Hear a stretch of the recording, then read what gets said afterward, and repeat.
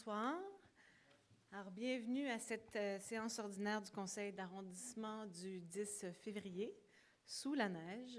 Donc, je m'appelle Émilie Tuillier, je suis la mairesse de l'arrondissement. Je vous présente mes collègues élus. En partant de ma gauche, M. Adrien Parizeau, conseiller du district de Saint-Sulpice. Bonsoir. Madame Effie Gianou, conseillère du district de Bordeaux-Cartierville. Bonsoir. Madame Nathalie Goulet, conseillère du district d'Unsick. Bonsoir. Et absent aujourd'hui, pour une bonne nouvelle, M. Jérôme Normand, qui est en congé parental. Ils ont eu un nouveau bébé tout neuf la semaine dernière, donc une petite fille avec un grand frère qui est très heureux. Alors, on leur souhaite beaucoup de bonheur et un petit peu de répit à M. Normand, qui sera avec nous dans les prochains mois, mais qui est un peu au repos en ce moment. Bien, au repos, vous comprendrez. Au repos du travail pour être pleinement à la maison avec sa conjointe, voilà. Pour lui permettre d'accompagner sa famille. Je demanderai maintenant à notre directrice d'arrondissement de se présenter et de présenter son équipe. Bonsoir, Diane Martel, directrice d'arrondissement. Je laisse le soin à mes collègues de se présenter. Marie-Pierre Busseau, chef de division ressources humaines, en remplacement de Lisa Seminaro. Chantal Châteauvert, secrétaire d'arrondissement. Bonsoir, Gilles Côté, directeur du développement du territoire. Bonsoir, Dominique Paquin, directeur des travaux publics. Également dans la salle avec moi ce soir, M. Thomas Rivard, chef de division de la voirie. Bonsoir, Jocelyn Gauthier, directeur culture, sport, loisirs et développement social. Et je suis accompagné de Caroline Légère, chef de division sport, loisirs.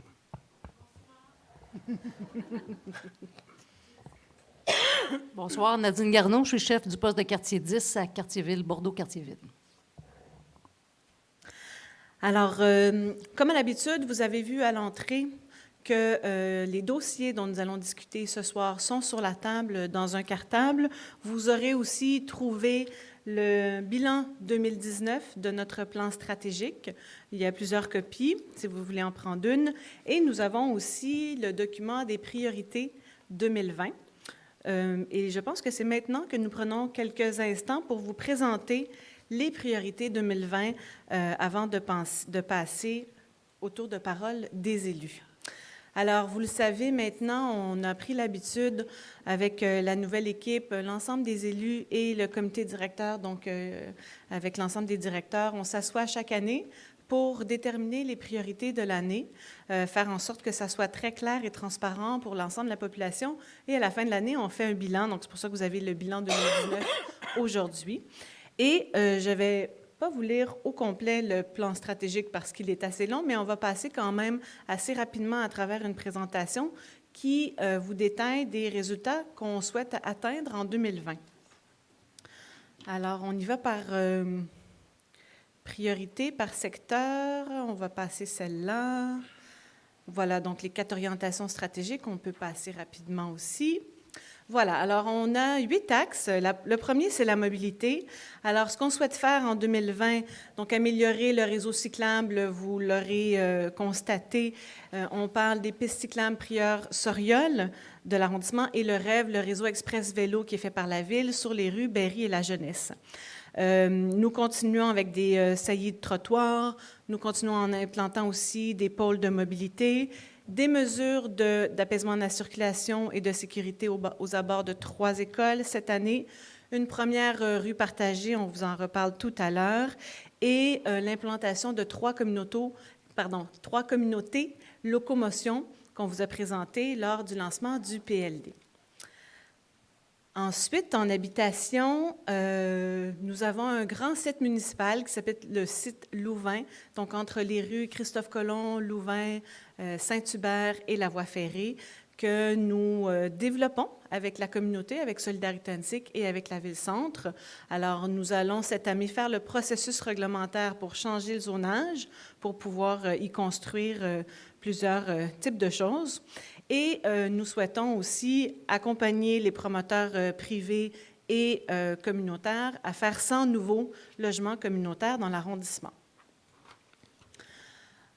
Pour le volet environnement et transition écologique, Nous l'avons voté au mois de mai 2019, notre plan de transition écologique de l'administration locale. Donc, comment nous, comme institution, on peut améliorer, aller vers la transition écologique. Donc, nous sommes dans la mise en œuvre. Beaucoup d'actions cette année. Nous plantons aussi de plus en plus d'arbres. Nous visons 900 arbres cette année avec les équipes de l'arrondissement. Nous poursuivons l'appui à des projets d'agriculture urbaine. Et dans le district central, en fait, bien qu'il n'y ait pas de champs, même s'il y en avait avant, mais il y a beaucoup d'industries agroalimentaires qui se développent à l'intérieur, à l'extérieur, et nous souhaitons appuyer de plus en plus ce type d'initiative, donc juste ici à côté. En matière de développement économique, nous visons la bonification du soutien financier apporté au SDC. Nous mettrons aussi, avec les SDC, mais d'autres partenaires économiques, une table, donc nous allons mettre sur pied une table de concertation en développement économique dans l'arrondissement pour la première fois. Et on va vous en parler très certainement tout à l'heure. Nous aurons un marché public saisonnier dans l'arrondissement en 2020 et la localisation sera sur Basile-Routier, le site qu'on a testé l'année dernière au mois de septembre. Pour les services municipaux, alors nous avons un autre grand terrain de la ville, toujours sur la rue Louvain, mais Louvain-Ouest, juste ici, entre l'esplanade Saint-Laurent, Chabanel et, en fait, pas tout à fait Chabanel, là, mais Louvain. Alors, un immense terrain sur lequel beaucoup de besoins sont identifiés et nous allons travailler avec la communauté, avec la ville, avec l'ensemble des acteurs pour commencer à voir qu'est-ce qu'on va construire sur ce terrain.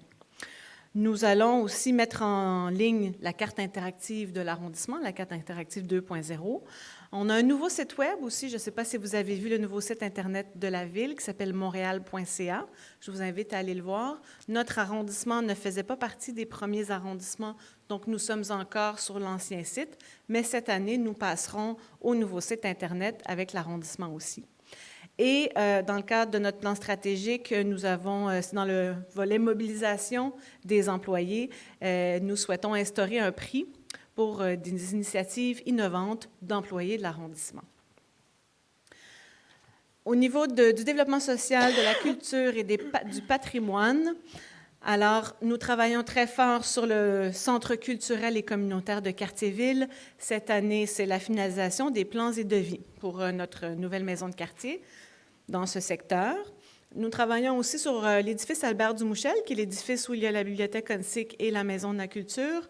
Et à ce moment-là, ça sera le deuxième étage qui n'est pas accessible au public en ce moment et de voir comment on peut le réaménager pour vraiment l'optimiser. Ensuite, nous souhaitons vraiment avoir des activités transitoires sur les sites municipaux qui ne sont pas totalement développés pour faire en sorte qu'il se passe des choses sur ces sites-là en attendant. Alors, vous avez ici une liste. Nous avons travaillé aussi sur la bonification des heures d'ouverture des bibliothèques, de toutes les bibliothèques. Le conseiller Normand, qui n'est pas là aujourd'hui, mais a travaillé très fort avec nos gens ici dans l'arrondissement, mais aussi avec les communautés autochtones de Montréal pour trouver un nouveau nom au sentier qui est situé entre le collège Mont-Saint-Louis et le cimetière. Donc, nous allons adopter la toponymie très bientôt. Et on travaille aussi sur l'accessibilité universelle de la bibliothèque de Salaberry. Au point 7, sport, loisirs et parcs, on en a déjà parlé depuis 1 ou 2 ans. Nous souhaitons faire un plan directeur des parcs et espaces verts. Vous avez peut-être même déjà participé à une consultation publique sur ce sujet. Donc, il y a plus de 75 parcs dans l'arrondissement et encore plus d'espaces verts. Qu'est-ce qu'on veut faire dans chacun de ces parcs? C'est un peu l'essence de ce plan directeur. Nous allons continuer à faire des séances d'information, de rétroaction et de début de consultation sur plusieurs parcs. Alors, des parcs dont on a déjà discuté, bien, des nouveaux parcs aussi. Donc là, on parle des parcs Onsic, Saint-Simon-Apôtre, des Hirondelles, Marcelin-Wilson et Avila-Vidal. Et nous commencerons des travaux vraiment importants dans les parcs Onsic, des Hirondelles, Marcelin-Wilson, Saint-Simon, dans le boisé de Crémazie aussi, et l'îlot Gouin de Martigny. Alors, vous voyez que En général, on fait les consultations publiques avant de faire les travaux. C'est pour ça que vous revoyez les mêmes noms de parcs. Et dans le dernier, mais non le moindre, la démocratie et la participation publique. On va vous en reparler aujourd'hui. Nous souhaitons évidemment mettre en œuvre les projets qui ont été sélectionnés lors du premier exercice du budget participatif de l'arrondissement. Nous allons débuter la deuxième édition du budget participatif. Nous allons aussi continuer à faire des séances itinérantes du conseil d'arrondissement, donc 2 par année, une à l'intérieur, une à l'extérieur. Cette année, nous irons à Bordeaux-Cartierville, très certainement à l'intérieur, et dans le Sault-Récollet, donc probablement à l'extérieur. Et nous travaillons aussi avec différents acteurs et des gens de l'externe pour faire un diagnostic des pratiques et des processus de consultation et de participation citoyenne, à savoir comment on peut mieux faire, mieux aller vous rejoindre et aller chercher l'input de la population de manière toujours plus pertinente. Donc, vous voyez, c'est un grand chantier qu'on se donne, hein, Madame la directrice. On a beaucoup de pain sur la planche, mais vous nous voyez ici tous enthousiastes à le réaliser. Et si vous avez des commentaires sur les priorités de cette année, n'hésitez pas à nous les transmettre. C'est pour ça qu'on le rend public. C'est pour que vous puissiez nous transmettre vos commentaires également. Et vous avez évidemment des sections sur 2021, donc on vous donne déjà aussi un aperçu de ce qu'on souhaite accomplir l'année prochaine. Donc, information par les membres du conseil d'arrondissement. Je vais prendre juste une gorgée d'eau avant de poursuivre.